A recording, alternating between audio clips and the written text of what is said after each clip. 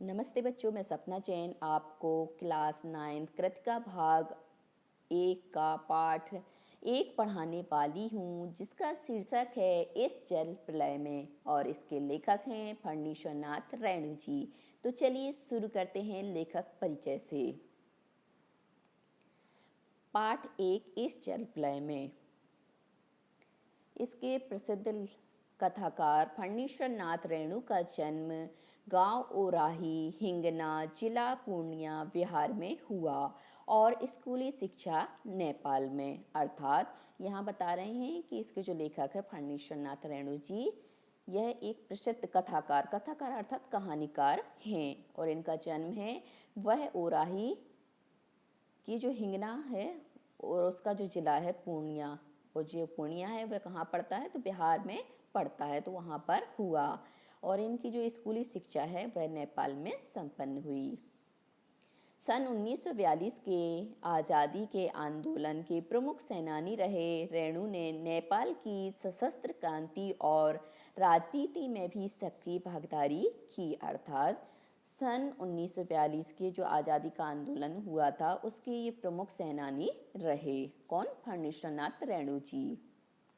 और नेपाल की जो सशस्त्र क्रांति और राजनीति है उसमें भी इन्होंने भागीदारी निभाई। आंचलिक कथाकार के रूप में विख्यात रेणु ने ग्रामीण जीवन का गहन, रागात्मक और रसमय चित्र खींचा है।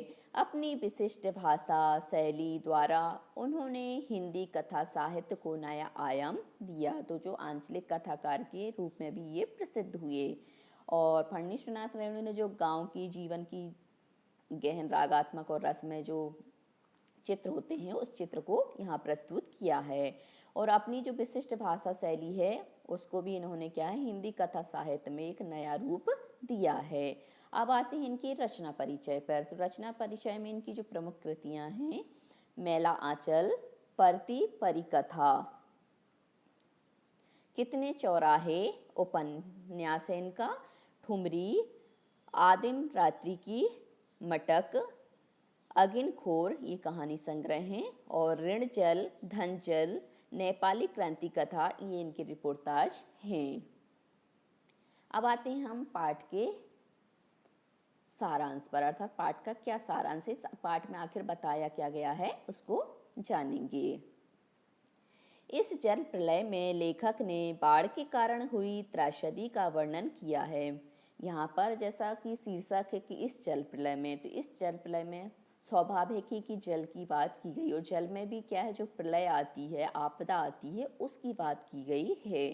तो यहाँ पे भी लेखक ने क्या है, जो आपदा है बाढ़, उसके कारण से हुई जो त्रासदी है उसका वर्णन किया है, हानि हुई है, नुकसान हुआ है, उसके बारे में बताया है। इस जल प्रलय में ऋण जल, धन जल नाम से रेणु ने सूखा और बाढ़ पर कुछ अत्यंत स्पर्शी रिपोर्टाज लिखे हैं। और इस जल प्रलय में जो मतलब धन की हानि हुई, लोगों को क्या है ऋण लेना पड़ा, उधार लेते हैं उसको ऋण बोलते हैं, तो उसके जो सूखा और बाढ़ पर कुछ अत्यंत मर्मस्पर्शी मतलब जो अपने हृदय को छूने वाले होते हैं, ऐसे रिपोर्टाज लिखे हैं। जिसका एक सुंदर उदाहरण है इस जल प्रलय में। इस पाठ में उन्होंने सन 1947 की पटना की प्रलयकारी बाढ़ का अत्यंत रोमांचक वर्णन किया है, जिसके वे स्वयं भुक्तभोगी रहे, मतलब उन्होंने स्वयं भोगा है उसको। उस कठिन आपदा के समय की मानवीय व्यवस्था और यातना को रेणु ने शब्दों के माध्यम से साकार किया है। और यहाँ पर क्या है, जो उस समय कठिन आपदा आई थी बाढ़ की, उस समय की जो मानवीय व्यवस्था है, मतलब लोग कैसे विवश हो जाते हैं और कष्टों को सहते हैं, उसको क्या है जो फणीश्वरनाथ रेणु जी हैं उन्होंने अपने शब्दों के माध्यम से बताया है। उन्होंने ऋण जल, धन जल पुस्तक में कुत्ते की आवाज़ शीर्षक से पटना की बाढ़ का जो वर्णन किया है उसे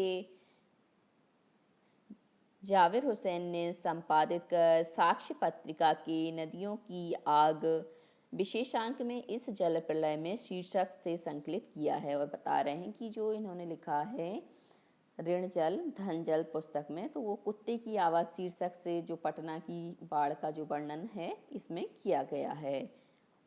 और बता रहे हैं कि जो जावेर हुसैन हैं इन्होंने क्या है इसको संपादित भी किया है। और किस पत्रिका के माध्यम से, तो नदियों की आग विशेषांक साक्ष्य पत्रिका के माध्यम से किया है। प्रस्तुत पाठ वहीं से लिया गया, जो हमारा पाठ है इस जल प्रलय में, तो ये पाठ है वहीं से लिया गया है। अब आते हैं हम इसके प्रश्न अभ्यास में, और प्रश्न अभ्यास में हम सबसे पहला प्रश्न देखेंगे कि बाढ़ की खबर सुनकर लोग किस तरह की तैयारी करने लगे। तो बाढ़ की खबर से सारे शहर में आतंक मचा हुआ था। लोग अपने सामान को निचली मंजिल से ऊपरी मंजिल में ले जा रहे थे। तो यहाँ पर बच्चों क्या करते हैं कि जैसे ही बाढ़ की खबर सुनते हैं तो लोग क्या करते हैं कि जो उनके पास सामान, आतंक मच जाता क्योंकि बाढ़ बढ़ती जाती, तो लोग क्या है अपने घरों को छोड़ते जाते हैं, भागने की व्यवस्था बनाते हैं कि यहाँ से कैसे इस जगह को छोड़कर जाया जाए। तो लोग क्या करते हैं, जो उनकी आवश्यक सामान होता है तो उनको उठा करके पहले तो क्या करते हैं ऊपरी मंजिल की ओर भागते हैं कि नीचे पानी भरेगा तो हम ऊपर बच जाएंगे, तो ऊपर मंजिलों पर भागते हैं।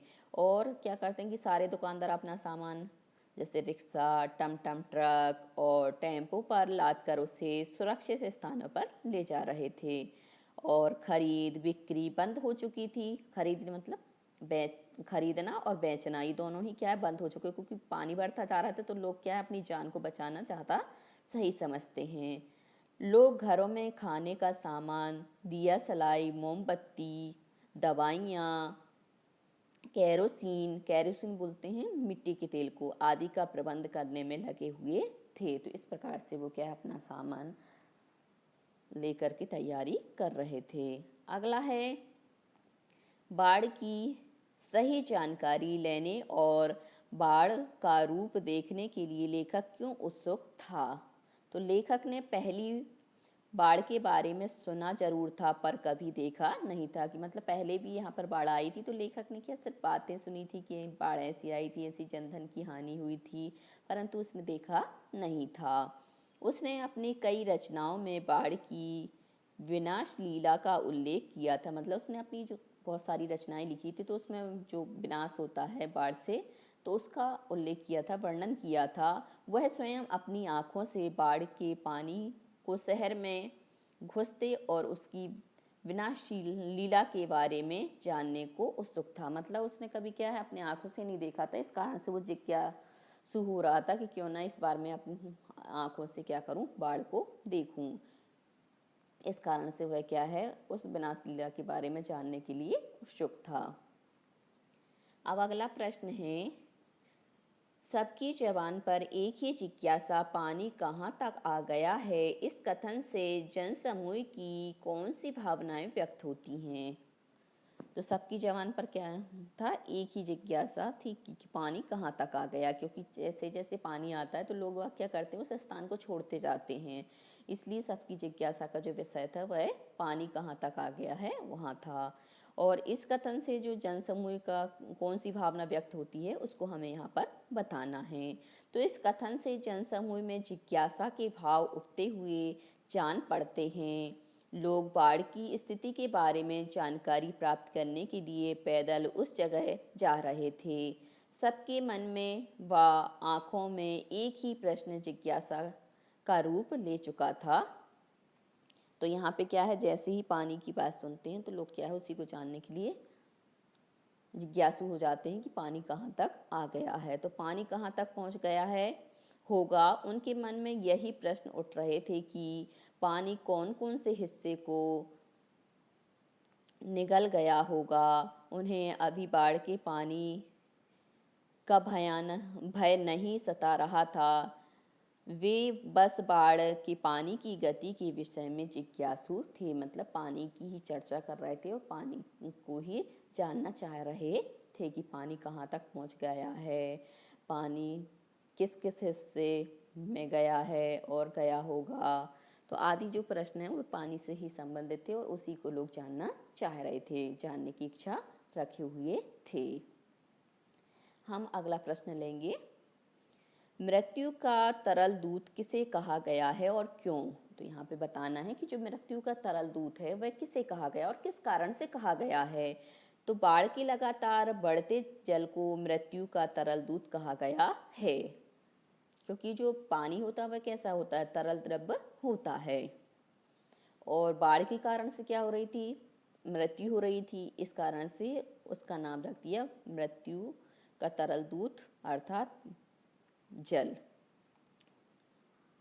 बाढ़ के इस आगे बढ़ते हुए जल ने न जाने कितने प्राणियों को उजाड़ दिया था, बहा दिया था और बेघर करके मौत की नींद सुला दिया था। इस तरल जल के कारण लोगों को मरना पड़ा, इसलिए इसे मृत्यु का तरल दूत कहना बिल्कुल सही है। क्योंकि जो बाढ़ आती है वो किससे आती है, पानी से आती है, और पानी के कारण बहुत सारे लोग क्या है, अपने घर से बेघर हो गए थे और कई लोग क्या है, मर चुके थे। इस कारण से जल के कारण ही लोगों को यहाँ पे मृत्यु का सामना करना पड़ा, इसलिए इसे मृत्यु का तरल दूत कहना बिल्कुल सही है। अगला है प्रश्न नंबर 5, आपदाओं से निपटने के लिए अपनी तरफ से कुछ सुझाव दीजिए। तो प्राकृतिक आपदाओं से निपटने का सबसे बेहतर तरीका सतर्क रहना है, क्योंकि कोई भी आपदा अचानक ही आती है तो उसमें हमें क्या रहना चाहिए, सतर्क रहना चाहिए। हमें मौसम की जानकारी रखनी चाहिए कि किस समय कौन सा मौसम हो रहा है, एवं अपने आप को सुरक्षा तंत्र से जुड़ा रखना चाहिए। आपदा से निपटने के लिए तात्कालिक व दीर्घकालिक उपाय करने चाहिए। जैसे ही आपदा आती तो हमें तुरंत क्या है, तैयार होना चाहिए और लंबे समय तक हमें क्या है, इसके उपाय सोच कर रखने चाहिए। खाद्य सामग्री, राहत सामग्री का पर्याप्त मात्रा में भंडारण करना आवश्यक है। मतलब हमें क्या है, पर्याप्त मात्रा में जो खाने की चीज़ें हैं उनको रखना चाहिए। खाद्य सामग्री से मतलब दाल चावल, हमारे सब्जी वगैरह जो भी हैं उनको रखना चाहिए। और राहत सामग्री से मतलब हम उस आपदा से निपटने के लिए जो भी राहत देने वाली चीज़ें होती हैं उनको रखना चाहिए संग्रह करके।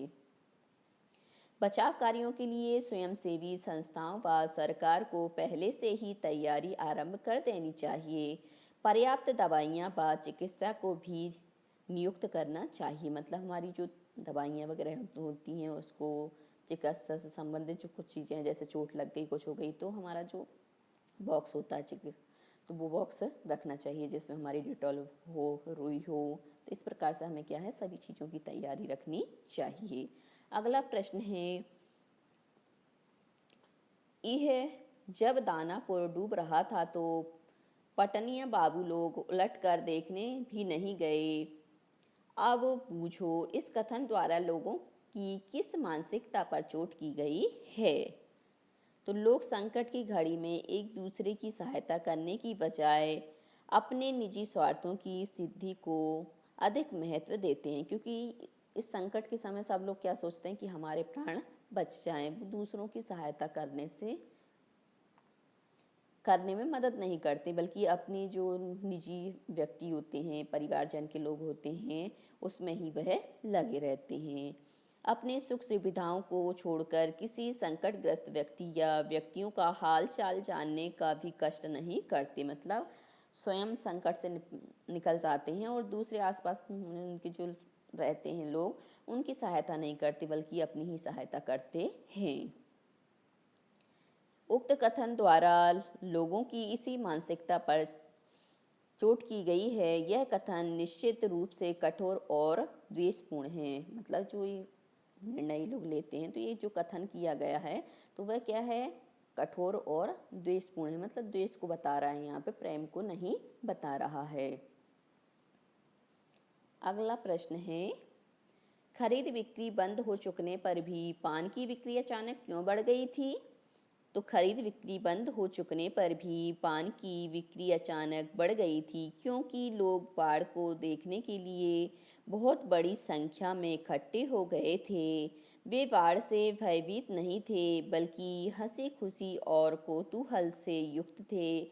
ऐसे समय में पान उनके लिए समय गुजारने का सबसे अच्छा साधन था। तो यहाँ पे बता रहे हैं बच्चे क्योंकि उस समय क्या है, सब चीज़ें बंद हो गई थी, परंतु एक जो पान की दुकान है वह खुली हुई थी। और वहाँ पर लोग क्यों जा रहे थे, तो इसलिए जा रहे थे क्योंकि पान खाने का शौक तो वैसे भी सभी को होता है, और अचानक ही बाढ़ देखने के लिए लोग वहाँ पर क्या है बहुत सारी संख्या में इकट्ठे हो गए। और वहाँ पर उनको जब पान की दुकान मिल गई तो वो क्या है, हंसी मजाक करते हुए और उस वहाँ पर पान लेने लगे, और पान खा करके जो अपना समय था उसको निकाल रहे थे। अगला प्रश्न है, जब लेखक को यह एहसास हुआ कि उसके इलाके में भी पानी घुसने की संभावना है तो उसने क्या क्या प्रबंध किए।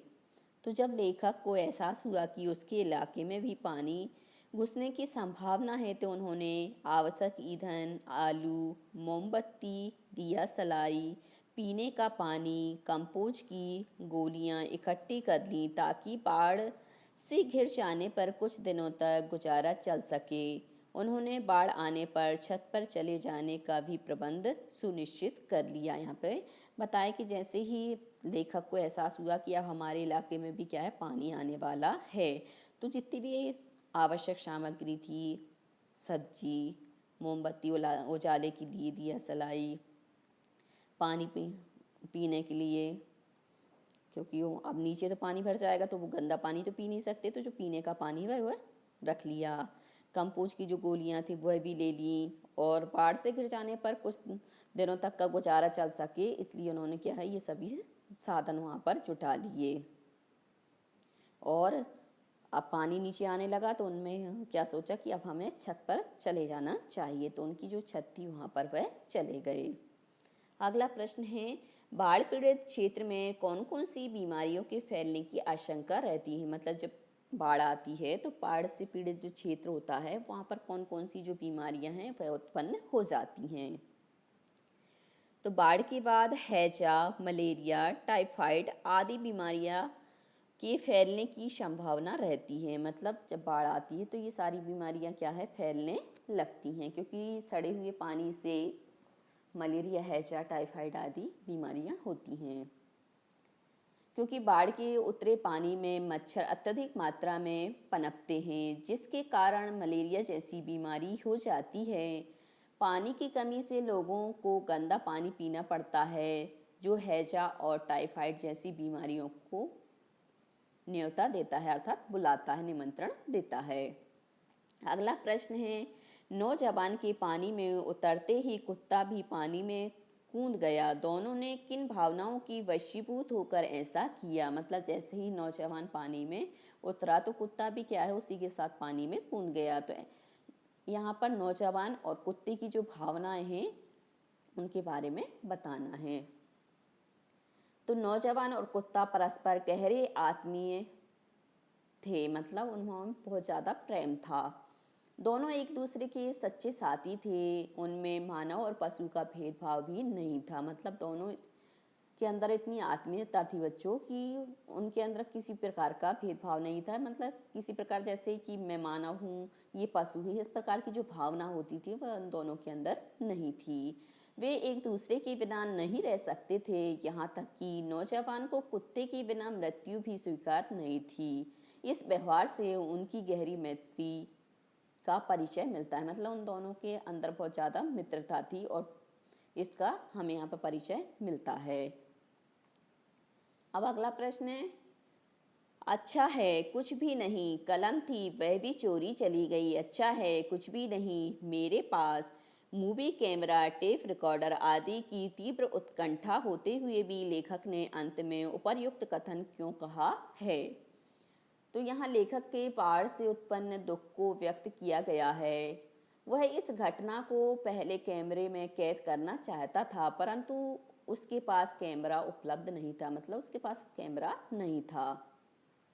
फिर उसके मन में विचार आया कि वह कलम के द्वारा पन्नों में इस त्रासदी को लिखे जिसे उसने पहले स्वयं भोगा था, पर उसकी कलम भी उसके पास नहीं थी, वो भी चोरी हो गई थी। इतनी तीव्र उत्कंठा होते हुए भी लेखक ने सोचा कि अच्छा है कुछ भी नहीं, क्योंकि बाढ़ के इस सजीव भयानक रूप को अगर वो अपने कैमरे व कलम से पन्नों पर उतार भी लेता तो उसे दुख ही तो प्राप्त होता। उसे बार बार देखकर पढ़कर उसे कुछ प्राप्त नहीं होता तो फिर उनकी तस्वीर लेकर वह क्या करता। तो यहाँ पर क्या है, कैमरे की बात की गई है और टेप रिकॉर्डर की। तो और फिर वो अपनी कलम की बात करता, तो वो सोचता है कि अच्छा है ये सब चीज़ मेरे पास नहीं थी, क्योंकि यदि मैं कैमरे में मूवी कैद कर लेता और उसको बार बार देखता तो मुझे बहुत ज़्यादा दुख होता है। यदि मैं टेप रिकॉर्डर में भी रिकॉर्ड कर लेता तो भी मुझे क्या है, दुख होता। और यदि मान लो मैं पेन के माध्यम से, कलम के माध्यम से इस घटना को लिख भी देता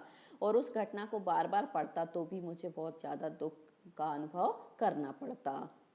अगला प्रश्न है, आपने भी देखा होगा कि मीडिया द्वारा प्रस्तुत की गई घटनाएं कई बार समस्याएं बन जाती हैं। ऐसी किसी घटना का उल्लेख कीजिए।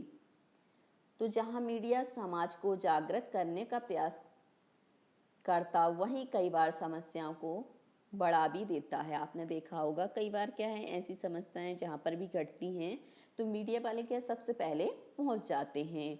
तो वो क्या है, उस समस्या को सुलझाते नहीं, कई बार क्या कर देते हैं, बढ़ा देते हैं। उदाहरण स्वरूप बाबरी मस्जिद कांड, इस घटना को इतना बड़ा चढ़ाकर मीडिया ने दिखाया गया है जिसके परिणाम स्वरूप पूरा देश सांप्रदायिक दंगों की चपेट में आ गया। इसीलिए कई बार मीडिया द्वारा प्रस्तुत की गई घटनाएं हमारे सामने बड़ी समस्याएं पैदा कर देती हैं जिसका दुष्परिणाम जनता को ही उठाना पड़ता है। अतः हमें हमेशा पूर्ण जानकारी होने पर ही ठोस कदम उठाना चाहिए। जैसे कि अभी जो हमारा समय चल रहा है कोविड-19 का, तो ये कोविड-19 के कारण ही क्या है, बहुत सारी समस्याओं हमारी बढ़ रही हैं। किस कारण से बढ़ रही हैं, क्योंकि जो मीडिया वाले हैं वह कोविड-19 में जो कितने केस बढ़ रहे हैं, कैसे कैसे लोग मर रहे हैं, तो इस घटना को इतना बड़ा चढ़ाकर हर चैनल पर दिखाते हैं। तो उस चैनल के कारण जो लोगों की मानसिक स्थिति है वह क्या है, कमज़ोर पड़ जाती है। तो ये जो मीडिया है वह क्या है, जो घटनाओं को प्रस्तुत करती है तो उसके कारण से लोगों के मन में क्या है, दहशत बैठ जाती है और उसका जो दुष्परिणाम होता है वह क्या है, जनता को ही भुगतना पड़ता है।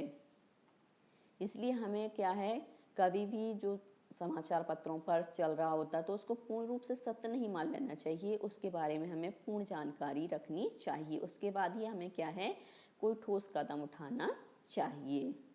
तो बच्चों आज के लिए सिर्फ इतना ही। यदि आपको हमारा ये वीडियो पसंद आया है तो लाइक कीजिए, शेयर कीजिए, सब्सक्राइब कीजिए तथा इस पाठ से संबंधित कोई भी प्रश्न है तो नीचे कमेंट्स में पूछ लीजिए। धन्यवाद।